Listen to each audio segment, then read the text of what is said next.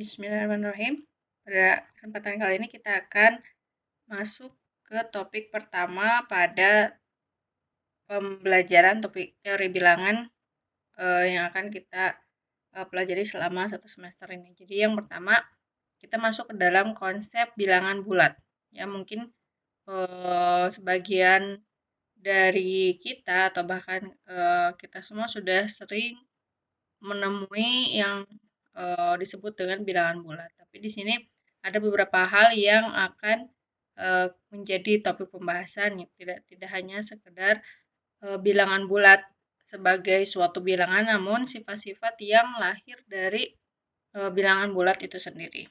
Jadi teori bilangan itu merupakan suatu cabang matematika murni ya yang ditujukan untuk mempelajari bilangan bulat. Jadi domainnya itu adalah bilangan bulat atau integer atau fungsi yang bernilai bilangan bulat, fungsi yang memiliki nilai bilangan bulat.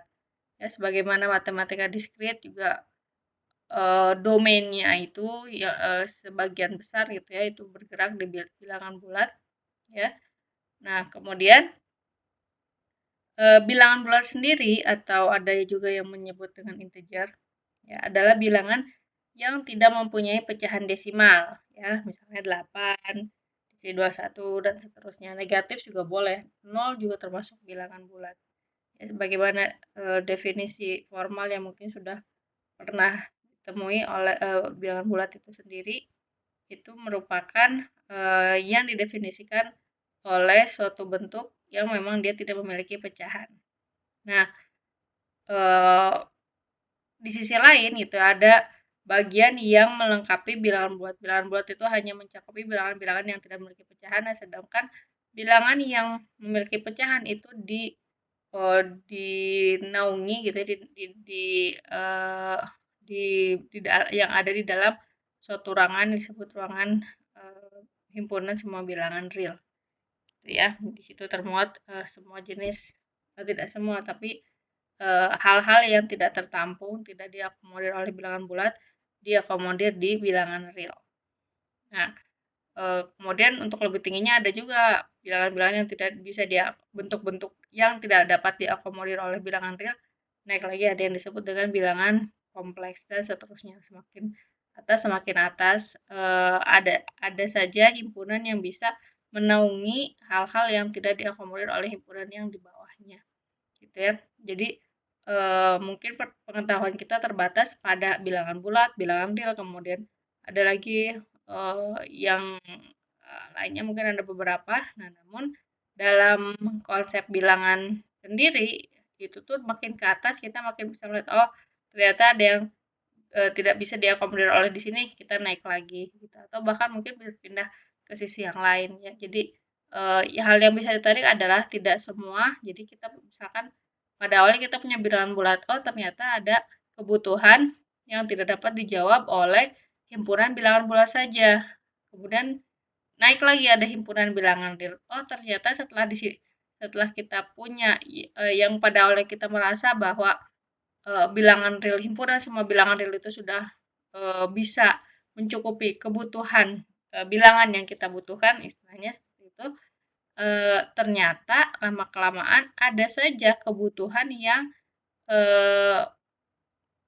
memang memaksa kita gitu ya pada akhirnya untuk mencari himpunan lain ya atau ruang lain yang bisa mengakomodir hal-hal yang tidak termuat dalam atau apa yang kita sudah punya saat ini. Ya, jadi konsepnya itu selalu seperti itu. Pada saat kita sudah punya, oh kita sudah merasa bilangannya sudah lebih tinggi daripada bilangan yang lain dan akan bisa mencakup hal-hal yang kita perlukan ya. Ternyata selalu saja ada yang tidak dapat diakomodir oleh himpunan tersebut. Ya, jadi mungkin secara eh, apa namanya hmm, konsep lainnya gitu ya tidak ada sesuatu yang sempurna itu di situ jadi kita merasa di sini sudah tercukupi ternyata bilangan real sudah begitu besar dan banyak sekali elemennya ternyata masih saja tidak dapat mengakomodir kebutuhan tertentu. Udah naik bilangan kompleks ternyata ada saja yang tidak dapat diakomodir oleh bilangan kompleks semua bilangan kompleks ya jadi di sisi lain matematika murni juga membuat kita bisa belajar bahwa kita tidak bisa artinya bersombong-sombong gitu. Kita sudah mengetahui, kita sudah punya sesuatu yang eh, istilahnya bisa mengakomodir banyak hal, tapi pasti saja tidak ada sesuatu yang sempurna, ada saja yang tidak dapat diakomodir oleh mungkin apa yang sudah kita miliki. Seperti dalam hal ini ya tadi bilangan eh, bulat, bilangan real gitu ya. Nah, kembali lagi ke pembahasan kita.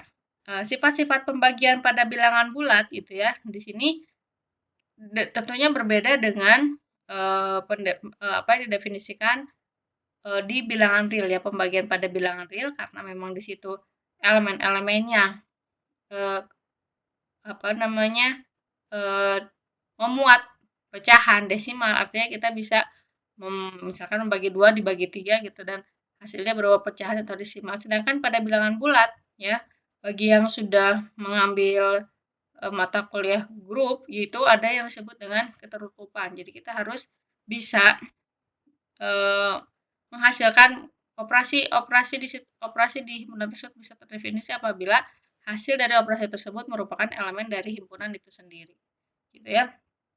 Nah, untuk itu kita mendefinisikan pembagian ya, pembagian pada bilangan bulat itu agak mungkin berbeda dengan apa yang di real ya.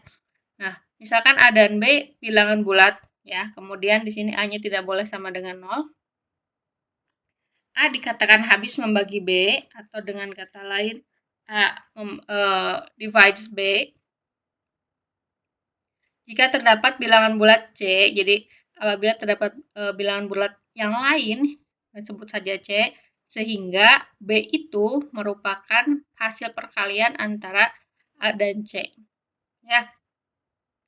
Jadi A disebut habis membagi B. Berbeda notasinya dengan yang mungkin biasa dikenal di apa namanya pembagian elementer lah gitu ya, A per B gitu. Ini A habis membagi B tidak dinotasikan sebagai A per B, tetapi di sini menggunakan notasi garis seperti ini ya, garis tegak.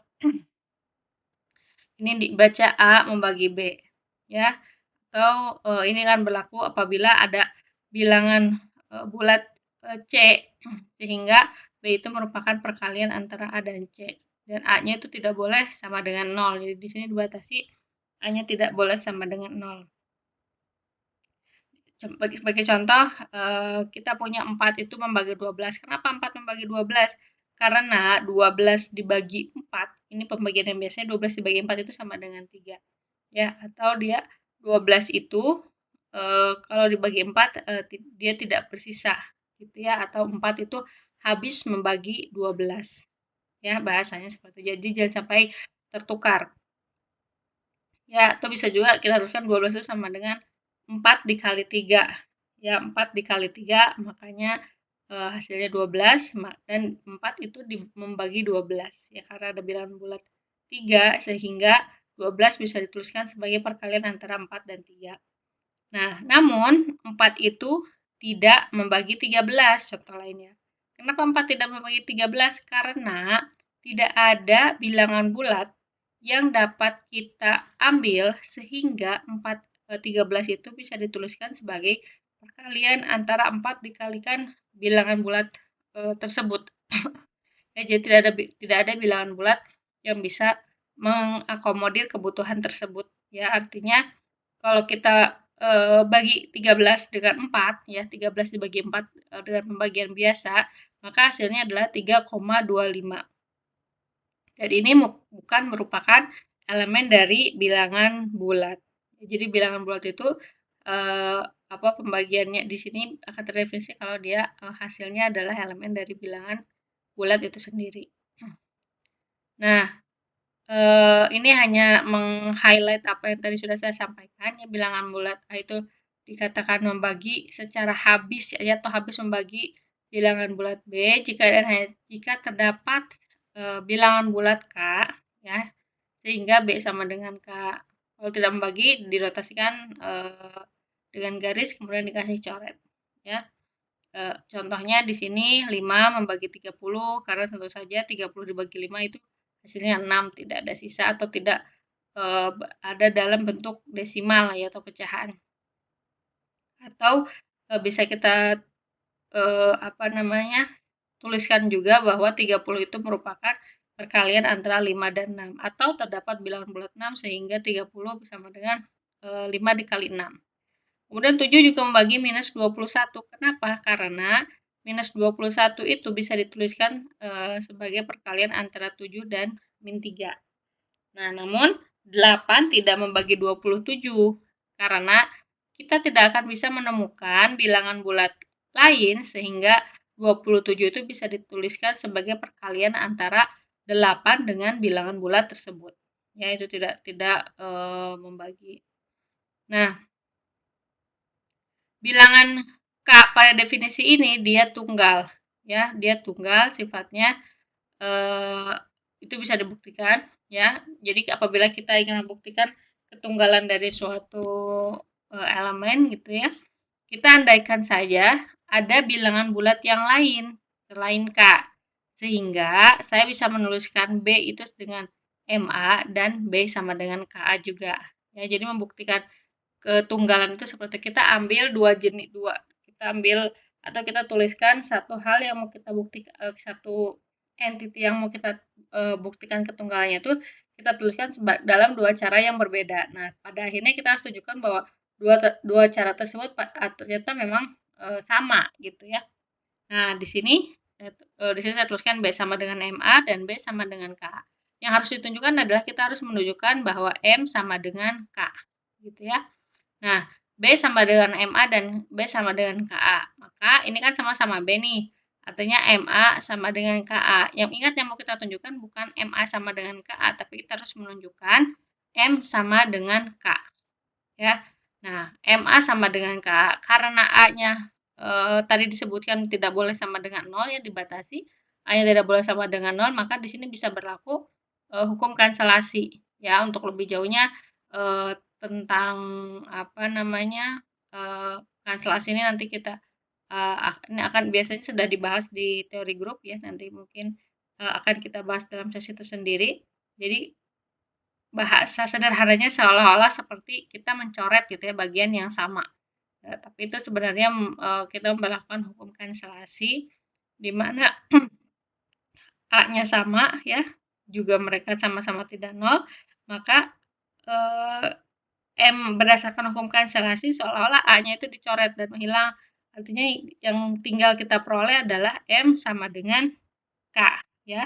Nah, karena kita peroleh M sama dengan K, maka terbukti bahwa si K ini itu tunggal ya, karena pada saat kita ambil sembarang elemen yang lain ya, yang juga apa namanya bisa menjadi pengali dari A untuk memperoleh B, ternyata dia huruf K juga gitu ya. Artinya itu adalah yang disebut dengan ketunggalan. Nah, ada beberapa hal yang perlu diperhatikan. Yang pertama adalah jika A sama dengan 0 ya, jika A sama dengan 0 dan B-nya nggak sama dengan 0, maka tidak akan ada K yang memenuhi B sama dengan K kali A. Ya, apabila K-nya 0, tapi B-nya tidak 0, maka kita tidak akan memperoleh nilai K yang memenuhi itu. Ya, tentu saja jelas bahwa di sini 0 gitu ya, di sini 0 tapi B-nya tidak 0. Ya, dalam hal ini karena kita sedang berbicara di bilangan bulat biasa gitu ya, bukan di ring ya yang mungkin ada yang sudah mempelajarinya. Di ring itu kita dimungkinkan untuk kondisi tertentu ya, dua buah bilangan itu dikalikan atau dioperasikan dua buah bilangan yang sama-sama tidak nol, apabila dioperasikan dia akan menghasilkan angka 0. Itu bisa dimungkinkan. Tapi dalam hal ini kita belum ke sana, artinya apabila kita memiliki suatu bilangan ya suatu elemen yang sama dengan 0, tapi di sini hasilnya tidak 0, maka kita tidak akan pernah menemukan K-nya ya yang memenuhi kriteria ini. Tapi sebaliknya, kalau A-nya tidak sama dengan 0 tapi B-nya sama dengan 0, kita akan memiliki tak hingga banyak A yang bisa memenuhi persamaan B-nya sama dengan K. Ya, jadi bisa dilihat bedanya. Yang satu, kalau B-nya tidak sama dengan 0, tapi A-nya 0, kita tidak akan pernah bisa menemukan K yang bisa memenuhi hal tersebut. Tapi sebaliknya, kalau B-nya yang 0, kemudian A-nya tidak sama dengan 0, K-nya akan terdapat K hingga banyak K yang bisa memenuhi B sama dengan K kali A. Ini adalah beberapa istilah yang tadi sempat saya singgung di awal. A membagi B gitu ya. A membagi B ini dibacanya atau A garis tegak ini dibaca A membagi B. Kemudian B terbagi oleh A ya. Jadi bukan A per B atau A membagi B tidak sama dengan A per B ya. Kemudian A itu adalah faktor dari B atau A itu adalah pembagi dari B. Ya, A itu adalah pembagi dari B. Kemudian B itu merupakan kelipatan dari A.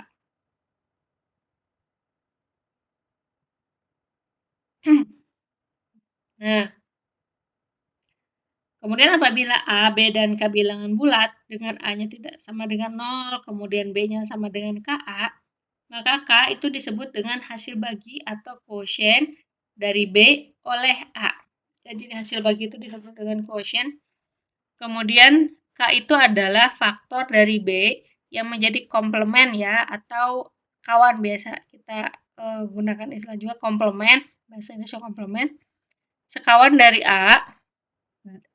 Kemudian A dan K adalah pembagi sekawan, artinya saling komplement lah gitu ya. Nah, kita lihat ini ada beberapa sifat dari apa namanya konsep keterbagian. Ya, kita akan coba membuktikan masing-masingnya. Oke, ya. Di sini kita mulai belajar detail untuk membagi.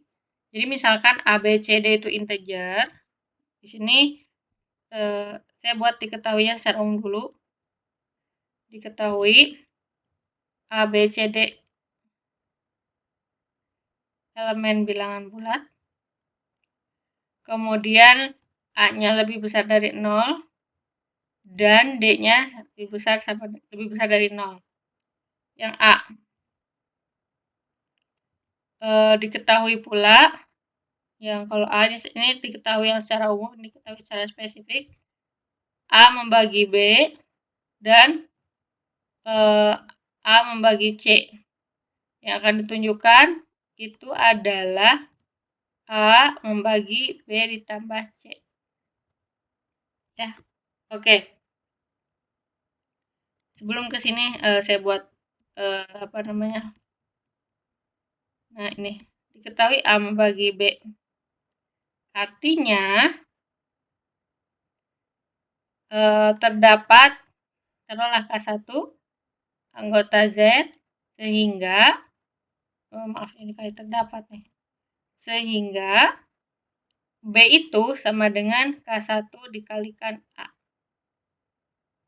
Ya, B itu sama dengan K1 dikalikan A. Kemudian tadi apa? A membagi C. A membagi C. Ini artinya terdapat K2 anggota Z sehingga C itu sama dengan K2 dikalikan A. Akan ditunjukkan bahwa A membagi B ditambah C. Atau artinya harus ditunjukkan bahwa B tambah C itu sama dengan taruhlah M dikalikan A untuk suatu M di Z atau terdapat M di Z sehingga B tambah C sama dengan M kali A. Di sini kita berangkat dari hal yang kita punya dulu, kita punya B, kita punya C. Berarti dari sini ya. Jadi kita harus tunjukkan B tambah C itu sama dengan M dikalikan A. Kita udah punya B-nya itu adalah K1 kali A ditambahkan dengan C, K2 dikalikan A. Ya. Kemudian sifat bilangan bulat kita bisa mengumpulkan yang ini yang berbedanya karena ada elemen yang sama. Ini jadi K1 tambah K2 dikalikan A. Ya. Karena K1 adalah anggota bilangan bulat, K2 adalah anggota bilangan bulat, dan penjumlahan di bilangan bulat itu tertutup, artinya kalau tertutup itu penjumlahannya menghasilkan elemen yang ada di situ juga. Maka K1 tambah K2 itu adalah anggota bilangan bulat. Ya. Nah, sehingga di sini sudah terjawab, sehingga terdapat K1 tambah K2 anggota Z, sehingga B tambah C sama dengan K1A ditambah K2, maaf,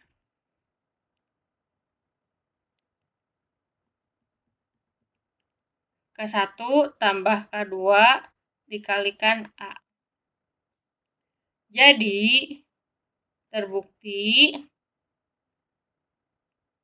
bahwa A itu membagi B tambah C. Nah, jadi seperti itu urutan pembuktiannya ya. Apa yang diketahui dituliskan, kemudian hal-hal apa saja yang sudah kita punyai ya diuraikan ya, misalnya seperti ini.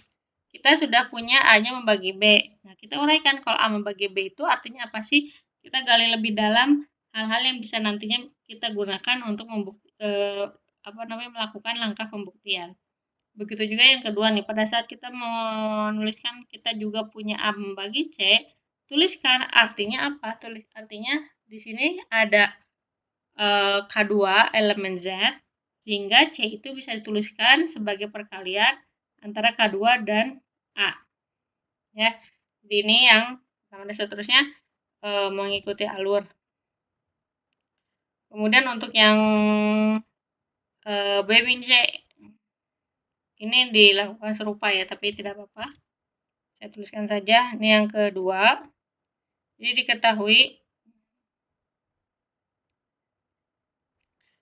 diketahui adalah masih sama A membagi B, artinya B sama dengan K1 kali A. Ini boleh dituliskan terdapatnya di depan, boleh di belakang ya. Maaf.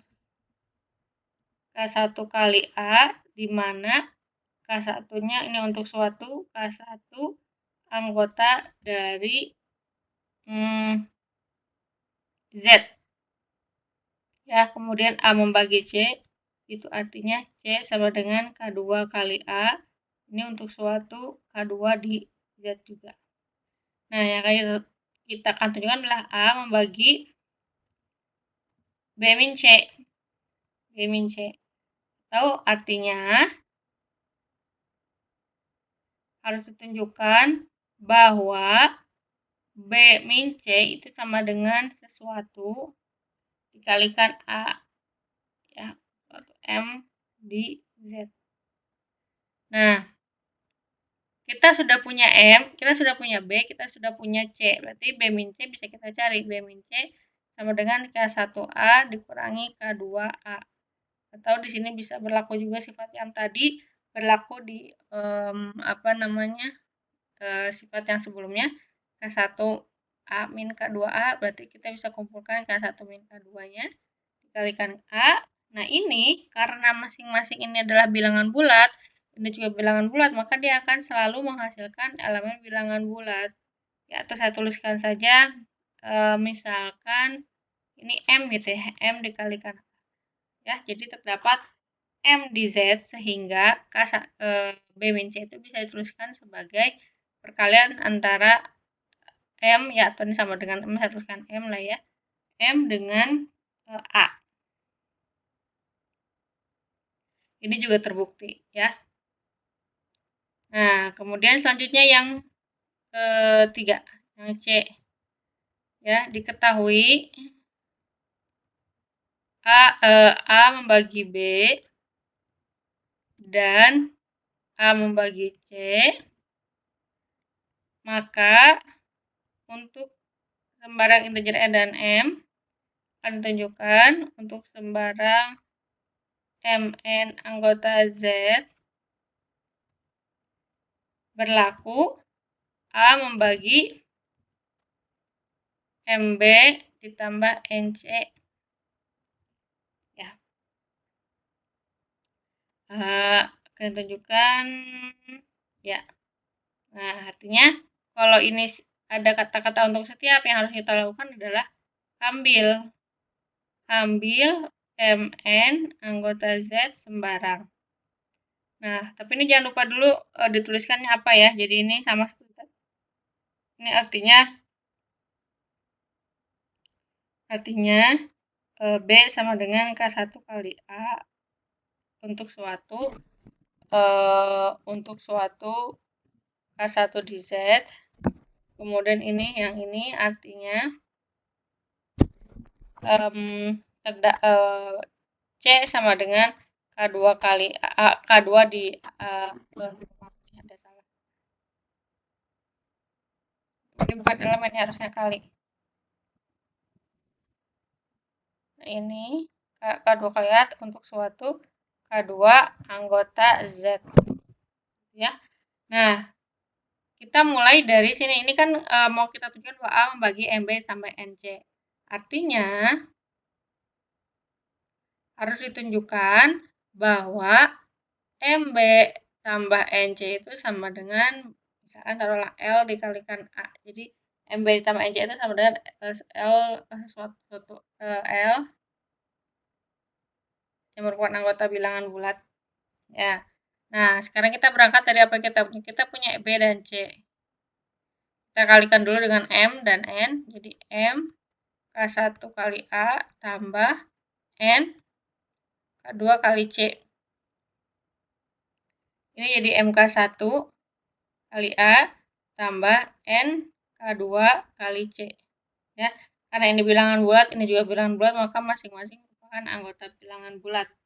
Ya, sehingga nih apa namanya? Yang harus kita mohon maaf. Bukan C ini A ya. Gitu ya. Ya, yang harus kita lakukan ini sesuai dengan apa yang tadi kita tuliskan, harus menunjukkan bentuk ini. Nah, boleh saja nih kita tuliskan saja MK1 tambah NK2 ya, A-nya keluar. Ya, ini juga anggota bilangan bulat. Ya, sehingga terbukti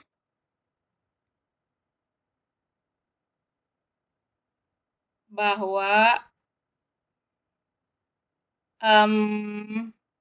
A itu membagi MB ditambah NC. Ya, seperti itu. Dan kemudian yang terakhir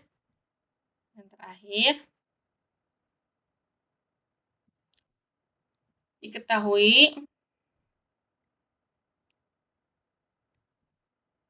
D membagi A dan A membagi B. Akan ditunjukkan D membagi B.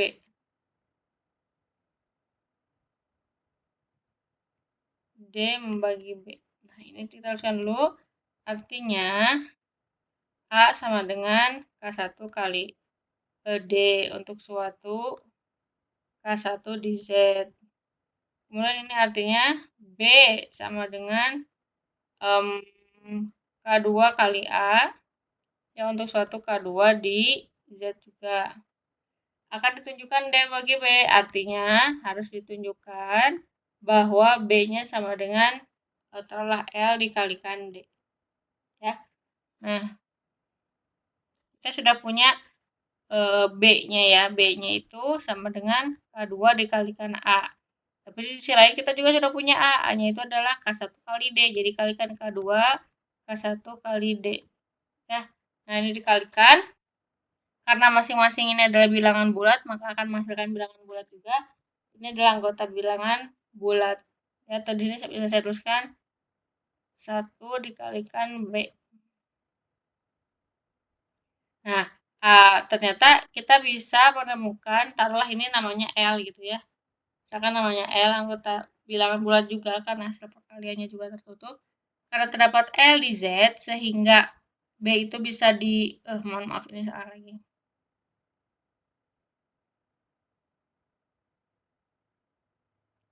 Ini adalah huruf D. Maka D dikatakan membagi B. Ya, jadi terbukti bahwa D membagi B. Nah, itu bukti untuk sifat-sifat ini. Nah,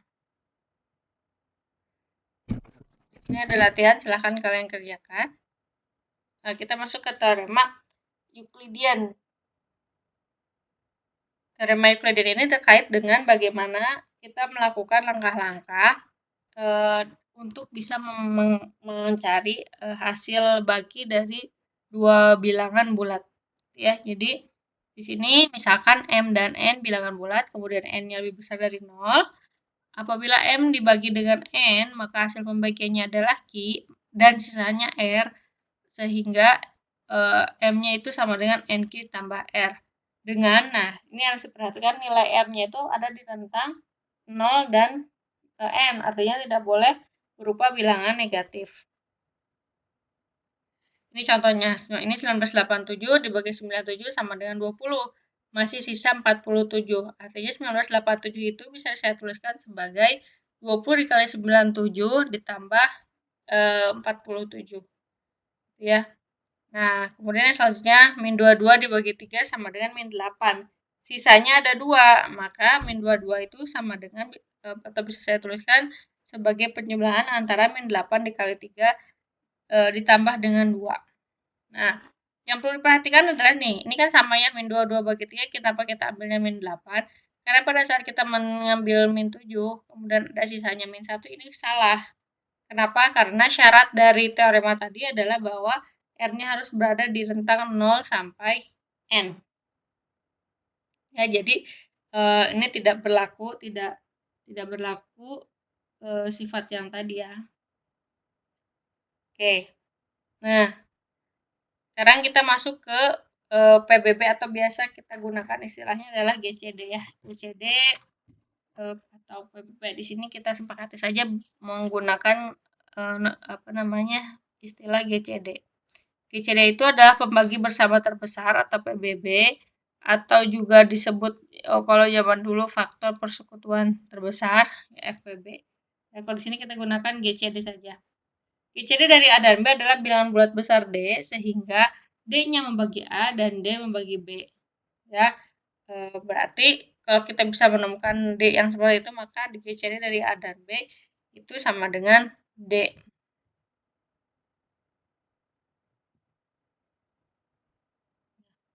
Ini misalkan GCD dari 45 dan 36.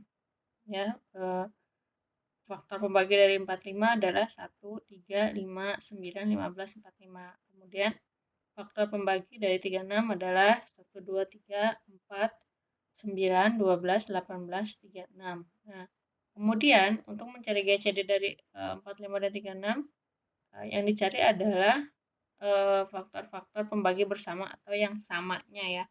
Yang samanya di sini adalah 1, 3, 9 dan dipilih yang terbesarnya. Yang terbesar adalah 9 sebagaimana definisinya.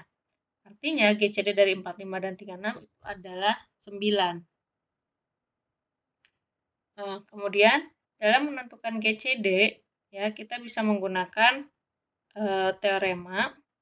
Ya, teorema ini menyebutkan bahwa misalkan M dan N itu adalah bilangan bulat dengan syarat N-nya itu lebih besar dari 0, sehingga M itu bisa dituliskan sebagai penjumlahan antara NQ ditambah R, di mana nilai R juga berada dalam rentang 0 sampai N, ya artinya dia boleh 0, tapi tidak boleh bernilai negatif.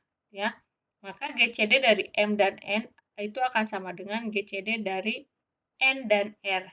Ya, GCD M dan N akan sama dengan GCD N dan R.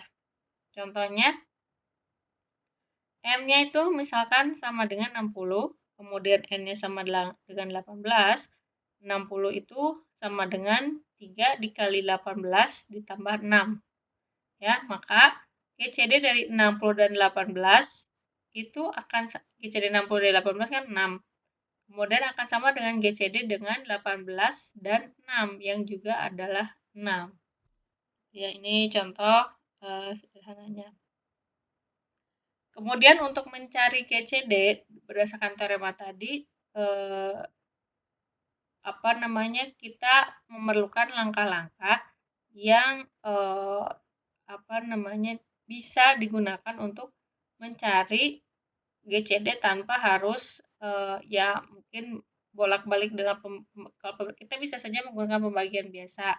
Namun dalam hal ini Euclides ya dia menemukan suatu algoritma atau langkah urutan bagaimana menemukan GCD dari dua buah bilangan bulat ya.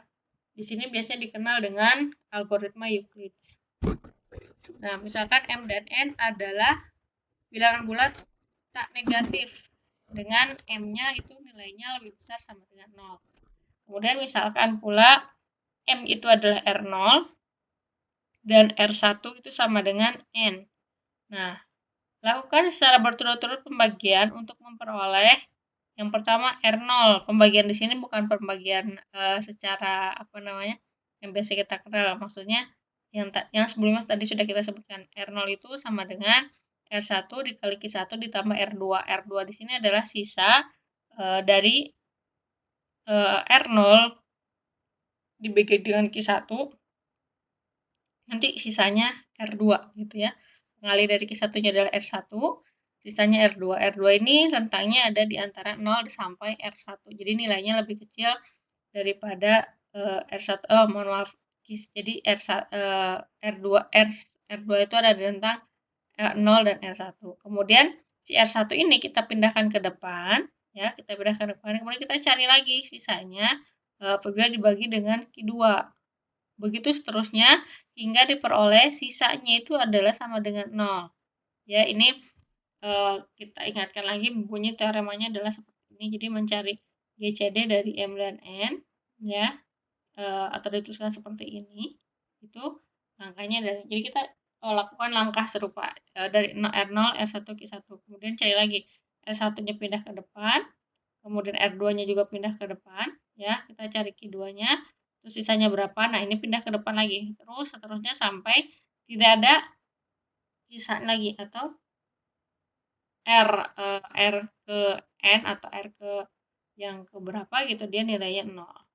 Nah, menurut teorema yang tadi sudah kita bahas GCD-MN, GCD-R0, R1 dan seterusnya sampai GCD-N dan 0 itu akan sama dengan Rn. Ya, GCD-nya akan sama dengan ini hasil yang terakhirnya. Ya, dia akan sama artinya pada saat kita melakukan langkah-langkah ini hingga sisanya sama dengan 0, maka akan diperoleh GCD dari dua bilangan bulat awal yang tadi kita maksudkan untuk dicari GCD. Ya, jadi bisa ditarik kesimpulan bahwa GCD dari M dan N adalah sisa terakhir yang tidak 0 dari langkah-langkah pembagian di atas. Ya. Nah, kalau secara langkahnya algoritma Euclides itu dituliskan sebagai berikut. Misalkan ada diberikan dua buah bilangan tak negatif M dan N di mana M-nya lebih besar sama dengan N. Algoritma Euclid yang dapat digunakan untuk mencari GCD dari M dan N adalah yang pertama. Apabila nilai N-nya sama dengan 0, maka GCD dari M dan N adalah M. Ya, jadi GCD M dan N, kalau N-nya 0, maka GCD-nya adalah M. Nah, tetapi kalau N-nya tidak sama dengan 0, kita lanjut ke langkah kedua. Langkah kedua ini menyebutkan bahwa bagilah M dengan N, kemudian misalkan R adalah sisa pembagian tersebut. Jadi kita tidak menggunakan bentuk desimal atau pecahan, tapi kita tuliskan sisanya berapa apabila dibagi dengan bilangan N tersebut ya. Kemudian gantilah M dan N dan nilai N-nya dengan nilai R, lalu ulang kembali langkah yang tadi diulang sampai dari ke langkah 1 ya. 1, 2, 3 ulangi lagi seterusnya sampai diperoleh nilai sisanya itu adalah 0. Ini adalah contohnya. Jadi misalkan M-nya 80, N-nya 12 ya. Ini dipenuhi syaratnya, nilai M-nya lebih besar sama dengan N-nya. Jadi kita tuliskan 80-nya terlebih dahulu. 80 itu sama dengan 12 ya, 80 dibagi 12 itu kan 6, sekian ya. Jadi yang kita gunakan adalah 6. 6 dikali 12 itu adalah 72. Artinya untuk memperoleh 8 kita masih perlu angka 8. Jadi sisa pembagiannya itu adalah 8. Nah, kita sudah mempunyai bentuk ini. Jadi 80 itu sama dengan 6 dikali 12 ditambah 8. Tapi ini belum bisa menjawab pertanyaan apakah berapa GCD dari M dan N. Ya, GCD dari M dan N itu untuk perolehan setelah langkah ini, karena sisanya di sini belum 0, pindahkan angka 12 di sini, ya, yang merupakan N, ke depan. Ya, kemudian bagi 12 dengan 8. Berapa 12 dibagi 8 itu 1. Berapa? Atau 1 dikalikan 8, terus sisanya berapa? Sisanya adalah 4. Ya, sebagaimana 12 itu adalah 8 tambah 4, ya, jadi 8 kali 1 ditambah 4. Nah, angka 8 ini kita pindahkan lagi, kita ulangi lagi langkah yang tadi, pindahkan ke depan, ulangi langkahnya. 8 itu dibagi 4 adalah 2, ya, dia habis membagi. Jadi sisanya adalah 0, sehingga GCD dari 80 dan 12 itu adalah 4. Ya. Nah, selanjutnya GCD juga dapat dinyatakan sebagai kombinasi linier dari A dan B, ya, sebagai koefisien-koefisiennya. Nah, contohnya yang tadi ya 80 12 itu kan GCD-nya 4. Artinya 4 itu sama dengan 80 dikali min 1 ditambah 7 kali 12. Kita bisa tuliskan ininya apa namanya? Perkalian min 1. Ininya disesuaikan ya, disesuaikan dengan kita punya angka 80, punya 18, gimana caranya atau bilangan berapa saja harus kita kalikan dengan masing-masing angka tersebut supaya menghasilkan angka 4. Ya. Nah, kemudian ini ada sifat juga, sifatnya mirip yang ada di konsep atau relasi keterbagian.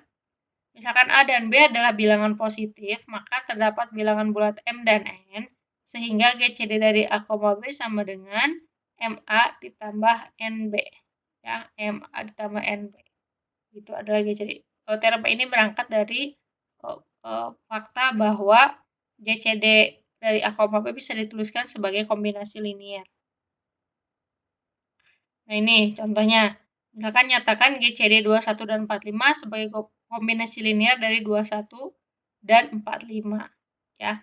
Nah, 21 ini kita mencari dulu GCD-nya. Cara mencari GCD-nya adalah dengan menggunakan algoritma Euclid tadi ya. Jadi 45-nya kita taruh di depan yang nilainya lebih besar ya, nilainya lebih besar. Kemudian 45 dibagi 21. 45 dibagi 21 itu 2. Ya 2 dikali 21 kan 42. Nah, masih ada sisa. Sisanya adalah 3. Boleh ini pindah ke depan 21, 3-nya juga pindah ke depan. Cari ini 21 dibagi 3. Ternyata dia habis dibagi oleh 7. Artinya sisanya 0. Nah, oleh karena itu diperoleh bahwa GCD dari 21 dan 45 itu adalah 3. Nah, kita dapat 3-nya nih. Nah, kita bisa nyatakan GCD-nya dengan kombinasi linier dari 45 dan 21. Jadi 3 itu sama dengan 1 dikali 45 dikurangi 2 dikali 2, 1. Itu adalah kombinasi linier dari apa namanya? Dari GCD 21 dan 45. Nah, nyatakan GCD 312 70 sesuai kombinasi linier 312 dan 70. Ini juga langkahnya sama. Kita cari dulu GCD dari 312 dan 70. Ya. Kita lihat karena 312 dan 70 lebih besar 312, maka yang ditaruh di sini adalah yang angka yang besarnya ya. 312 dibagi 70 adalah 4, ada sisa 32. 70-nya kita taruh depan. Itu sama dengan 2 dikali 32 ditambah 6. Kemudian 32 taruh depan, 6-nya juga taruh depan. Nah, dicari angka-angka yang diperlukan sehingga diperoleh bahwa GCD 312 dan 70 itu adalah 2. Ya, GCD-nya 2. Nah, karena yang ditanyakan adalah kombinasi linier, ya, kombinasi linier dari 31 dan 70, kita tinggal tuliskan saja 2 itu sama dengan 32 dan 312 dan 70. Ya, langkahnya adalah seperti ini. Nah, kita peroleh 20. 2 itu sama dengan 312 dikali 11 dikurangi 49 dikali 70. Nah, ini pun langkahnya. Langkahnya itu dengan cara membalik posisi algoritma Euclid tadi. Jadi yang 2 itu taruh depan, ya 2. Kemudian 32. 2 itu adalah 32 dikurangi dengan 5 kali 6. Nah ini kita berangkatnya dari sini. Ya, yang sisanya tidak 0. Ya, 2 yang diambil adalah yang ini. Ya, bukan yang pasti 0. Kita balikan. Jadi 2 sama dengan 32 min 5 dikali 6.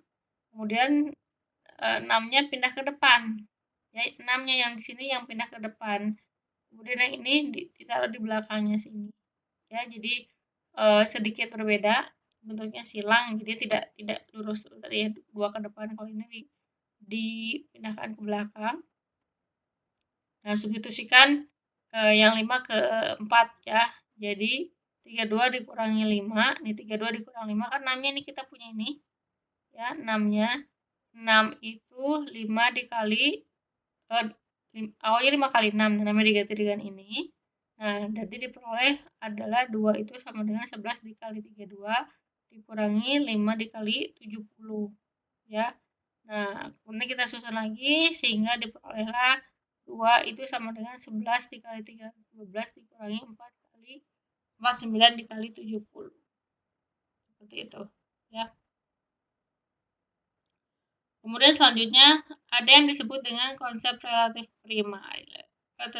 Kondisi relatif prima itu akan diperoleh pada saat GCD dari dua buah bilangan bulat itu hanya 1. GCD-nya itu adalah 1, maka kedua bilangan bulat tersebut disebut dengan bilangan bulat yang relatif prima. Contohnya 20 dan 3 relatif prima karena GCD 20 dan 3 adalah 1. 7 dan 11 juga GCD-nya 1. 20 dan 5 juga untuk 20 dan 5 tidak relatif prima karena 20 dan 5 memiliki GCD yang sama dengan 5 dan bukan tidak sama dengan 1. Ya. Nah, kemudian apabila kita kaitkan dengan kombinasi linier, jika A dan B itu saling relatif prima, maka bilangan bulat M dan N itu dituliskannya seperti ini, MA tambah NB sama dengan 1. Ya. Contoh yang tadi 2 dikali 20 ditambah min 13 dikali 3 sama dengan 1. Ya.